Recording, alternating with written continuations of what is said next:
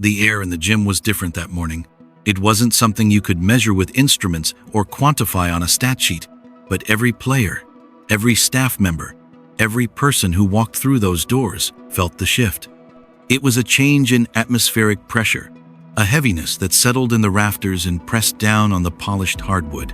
This was the final day of Team USA women's basketball training camp, the last evaluation before the roster for the upcoming international tournament would be set. For weeks, the best basketball players on the planet had been grinding, competing, sweating, and sacrificing in pursuit of a dream that defines a career, representing their country. But what unfolded over the next several hours would transcend a simple roster announcement. It would become a seismic event, a paradigm shift so violent and absolute that it would send shockwaves through every locker room, every front office, and every agent's phone line across the entire WNBA. And it would all hinge on a few words, delivered with cold, surgical finality by one woman, Head Coach Cara Lawson. To understand the cataclysm, you must first understand the architect. Cara Lawson doesn't do politics. She doesn't traffic in media narratives, bow to social media pressure, or factor in endorsement portfolios. Her reputation is built on a foundation of glacial intensity and a ruthless, unblinking focus on the game itself. She evaluates basketball, period. According to multiple sources present that day, she gathered her staff before the first whistle blew and laid down a law that would become the theme of the day and the epitaph for several storied careers. "What they showed us in this window is what matters," she stated, her voice leaving no room for interpretation. Nothing else. Not last season. Not their potential. Not what they might become. What they showed us. That's the only criteria. In that moment, with those words, Lawson threw a lit match onto the gasoline-soaked norms of the league.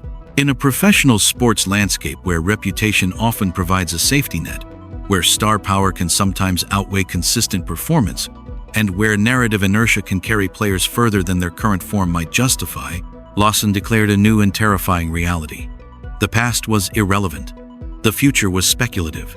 Only the present, this drill, this moment, this decision mattered. It was a merciless philosophy, and it hung in the air like a verdict waiting to be read. The drills that followed were not designed to showcase talent. They were engineered to expose weakness. This wasn't about physical endurance. Any elite athlete can run until they drop. This was a psychological siege. Coaches concocted high-pressure, late-game scenarios with shifting variables. The shot clock would suddenly change. Timeouts would vanish. Assigned roles would be scrambled mid-play. The objective was to create controlled chaos and observe who could navigate it. They were hunting for the slightest crack, a half step of hesitation on a defensive rotation, a drop in vocal communication when fatigue set in, a flicker of frustration in the body language after a turnover. Lawson and her staff, perched on the sidelines with unreadable expressions, were not watching for highlights. They were forensic analysts, dissecting every heartbeat of hesitation, every micro-expression of doubt. Players noticed the change immediately. The usual encouraging banter from staff had evaporated, replaced by a silent, observational intensity. Coaches who had been offering corrective feedback in previous sessions now simply watched, their eyes missing nothing. The energy wasn't competitive. It was judicial. You could feel something was about to happen. One insider close to the situation later described, "The air was heavy. Nobody wanted to make eye contact with the coaching staff because we all knew this was the day." And they were right. As the sessions wore on, a chilling stratification began to emerge. A handful of players operated with such clear-eyed command, such effortless adaptation to the manufactured chaos, that their status seemed to solidify with each passing minute. Sources indicate that Caitlin Clark was a prime example. Her performance was described as a masterclass, not just in scoring, but in the very areas Lawson was testing: preternatural decision-making under duress, vocal, persistent leadership, and an almost robotic focus. There was reportedly never a moment's debate about her inclusion. She was a lock, a cornerstone. Her certainty, however, only cast a darker, longer shadow over the players for whom every possession felt like an audition for their professional lives. And then there were the players who, under this brutal glare, began to fray. Not in dramatic, obvious ways, but in the subtle, tells that scream volumes to seasoned evaluators. The pass delivered a half-beat late, allowing a defender to recover. The defensive stance that slackened for an instant during a dead ball. The failure to call out a screen when the play broke down. In the normal flow of a season, these are minor mistakes, correctable errors. On this day, under Lawson's microscope, they were potential capital crimes. The pressure was not just to perform, but to perform with a flawless, machine-like consistency while the ground kept shifting. Some minds, burdened by the weight of the moment or perhaps by distractions waiting for them outside the gym, succumbed to the pressure. The cracks appeared. When the final horn sounded, the gym didn't erupt in the usual post-practice chatter. A tense, exhausted quiet descended. Players gathered their gear, avoiding each other's eyes. Some left quickly, faces drawn. Others lingered in corners, having hushed, urgent conversations with agents or confidantes on their phones. The digital silence that followed was perhaps the most telling sign. In an era where athletes document their lives in real time, the grind, the gratitude, the journey, multiple players attached to the camp went completely dark on social media. No inspirational posts, no workout videos, no glimpses of camaraderie, just a void. In the world of modern sports, silence is the loudest alarm. The vacuum of official information was quickly filled by the inferno of the internet. It started with cryptic tweets from anonymous accounts around 6 p.m. Shocking news out of USA basketball camp. One big name didn't make the cut. You'll never guess who. The basketball digital detective agency activated in real time. Fans and pseudo-insiders began forensic analysis, cross-referencing which players had posted, studying body language in any available photos, dissecting every vague comment from verified journalists who hinted at wild stuff brewing. Through this chaotic, speculative sieve, one name began to surface with alarming frequency.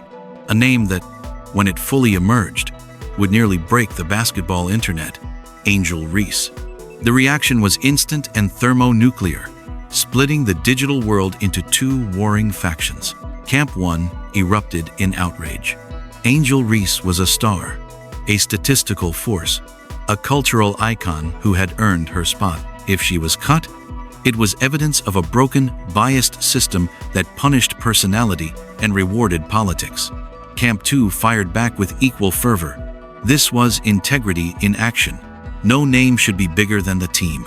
If Reese didn't perform in the evaluations, she shouldn't make it. Cara Lawson was a hero for prioritizing performance over popularity.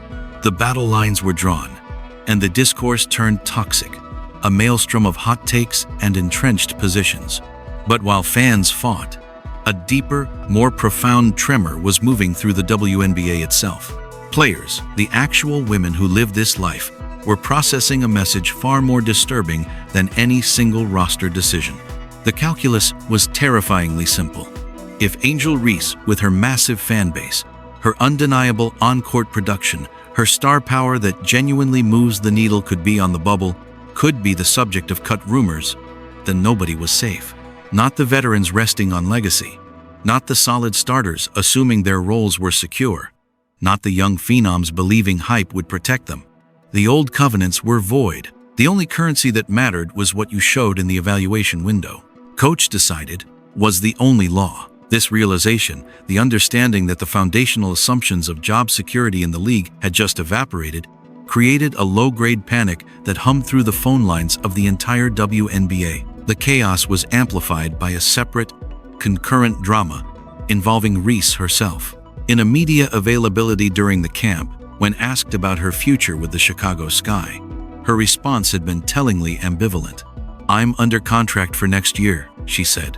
"I guess I plan on returning to the Sky." The phrasing, "I guess," landed with a thud. It wasn't the enthusiastic commitment of a franchise cornerstone. It was the resigned acknowledgement of a contractual obligation. The comment, combined with her stated focus on the ongoing collective bargaining agreement negotiations, painted a public picture of a player potentially distracted, mentally somewhere else, embroiled in business beyond the court. For evaluators seeking players fully, passionately locked into the moment, such optics were less than ideal. It added a complicating layer of narrative to her evaluation. Fair or not, behind the scenes, the professional machinery was spinning into overdrive. Agents, the nervous system of the league, were the first to mobilize. Panicked calls were made to sources within the camp and to team executives. The feedback was grim and consistent. Decisions were final, 4 players were out, and one of the names would shock everyone. This intelligence, once disseminated, triggered a cascade of private communications among players. Group chats lit up. Veterans called rookies. Teammates texted rivals. The question was the same. Did you hear? Is it true? The rumor, now attached to Reese's name, was out, and it became its own unstoppable force, a reality unto itself. Through it all, Cara Lawson maintained a wall of silence. No statements, no leaks, no attempts to manage the narrative. Her silence was a powerful statement in itself, absolute confidence in her process, and a profound indifference to the court of public opinion. She was not a participant in the chaos. She was its author, observing the aftermath from a place of calm authority. This silence became an extension of the evaluation, testing how players handled not just the pressure of drills, but the pressure of uncertainty, speculation, and public scrutiny. The official notifications, when they came, were as stark as the process that dictated them. Sources report that early the next morning, around 6:47 a.m., the players who did not make the final roster received a simple, devastating text message. No meeting, no phone call to soften the blow, just a few words on a screen ending a dream. It was clinical, perhaps cruel, but also a kind of mercy, a clean break. Remarkably, those players accepted their fate with quiet dignity. There was no public outcry, no social media fury. They absorbed the professional devastation with a grace that spoke to their character. The players who made the team, understanding the complex emotional landscape, were similarly restrained. There were no immediate celebratory posts, no champagne photos. Their triumph was muted by an awareness of their peers' pain. This collective maturity did not go unnoticed. It signaled that Lawson had selected not just a group of talented individuals, but a team with the emotional intelligence required for the world stage. And Angel Reese? Her status became the saga's defining mystery. Reports suggest she occupied a nebulous middle ground, not an automatic lock like Clark, but not among the first wave of cuts. Her inclusion was reportedly debated, weighed, and considered until the final moments. This bubble status, for a player of her stature, was arguably more damaging than a clear-cut decision. It raised public questions about her game, her fit, and her focus in a way that will linger, regardless of the final outcome.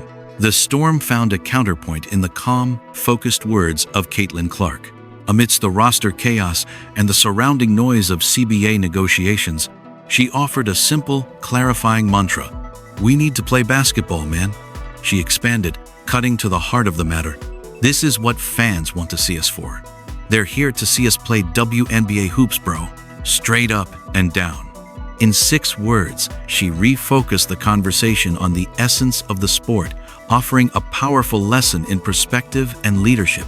While the world was obsessed with who made the team, Clark was focused on ensuring there was a healthy, thriving league for that team to represent. The Lawson evaluation, as it will likely be remembered, was more than a roster selection. It was a cultural reset for the WNBA. It declared that the league's era of gentle deference to reputation was over. A new, brutal meritocracy had been established, one where performance is the sole currency and coach decided is the ultimate authority. This transformation is terrifying for those who prospered under the old, softer system. It is liberating for those whose talents were previously undervalued. And for players like Angel Reese, caught in the glaring spotlight of this transition, it represents an unprecedented challenge to navigate immense external noise while proving unequivocally and under the harshest light that their game speaks louder than anything else. The fallout is just beginning. General managers across the league watched Lawson's approach closely. The question now circulating in every front office is, if Team USA can do it, why can't we? The potential for a league-wide shift in evaluation philosophy, prioritizing present performance over past accolades, is real. This could reshape roster construction, contract negotiations, and career trajectories for years to come. The final lesson of those fateful days in the gym is now etched into the consciousness of every WNBA player. In the new world Cara Lawson has manifested, you are only as good as your last performance. Your reputation is not a shield. It is a challenge to be met every single day. The safety nets are gone. The court is bare. All that remains is the ball, the basket, and the unforgiving truth of your own ability under pressure. The WNBA will never be the same. Welcome to the revolution.